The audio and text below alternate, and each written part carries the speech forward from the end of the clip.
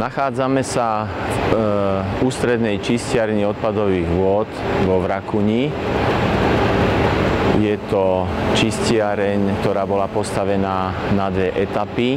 Prvá etapa bola uvedená do prevádzky niekedy v 70. rokoch, myslím 78.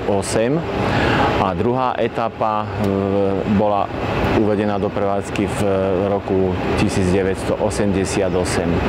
Čistiareň bola postavená ako mechanicko-biologická. To znamená, že nemá zariadenie na likvidáciu chemických odpadov a preto organizácia alebo prevádzky, ktoré s takýmto odpadom nakladajú, musia mať vybudované samostatné čistiarne, napríklad Dimitrovka alebo Automobilka alebo Slovnaft. Tie sú na inej principiálnej báze postavené, ale naša čistiareň je postavená na komunálne vody, to znamená, že odpad z domácností. Prvý stupeň čistenia odpadových vôd je mechanické čistenie, ktoré zahŕňa lapač štrku, lapač tukov, hrablice a usadzovacie nádrže.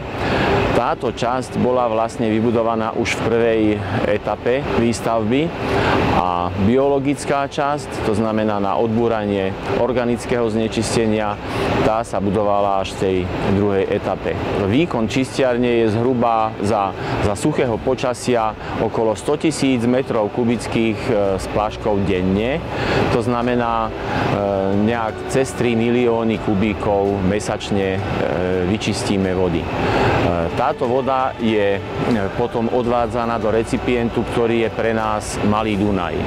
Výhoda takéhoto usporiadania je v tom, že hladina v Malom Dunaji je regulovaná. Reguluje ju samozrejme povodie Dunaja, ale máme s povodím takú dohodu, že túto hladinu nám nezdvihnú ani počas nejakých záplav, jak bolo napríklad aj v roku 2002. To je veľká výhoda, pretože nehrozí čistiarni nejaká újma z tejto vonkajšej strany, že by nás zaplavilo. Táto čistiareň je najväčšia nielen v Bratislave, ale aj na Slovensku. Je postavená na území, ktoré zahŕňa asi 46 hektárov a je postavená na kapacitu tých 1 000 000 ekvivalentných obyvateľov.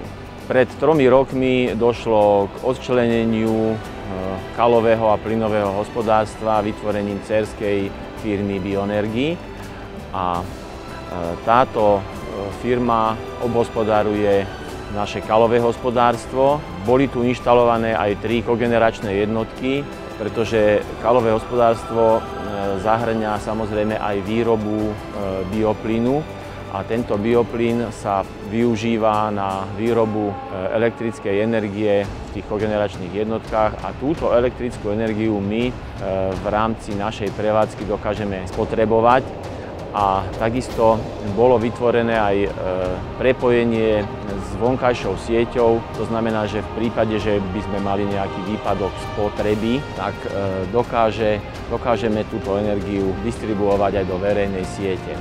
Sú tu inštalované 3 kogeneračné jednotky, 2 s výkonom 340 kW a jedna s výkonom až 1 MW. V zime samozrejme slúži aj na vykurovanie, ale na vykurovanie používame odpadové teplo, ktoré sa v týchto kogeneračných jednotkách takisto tvorí.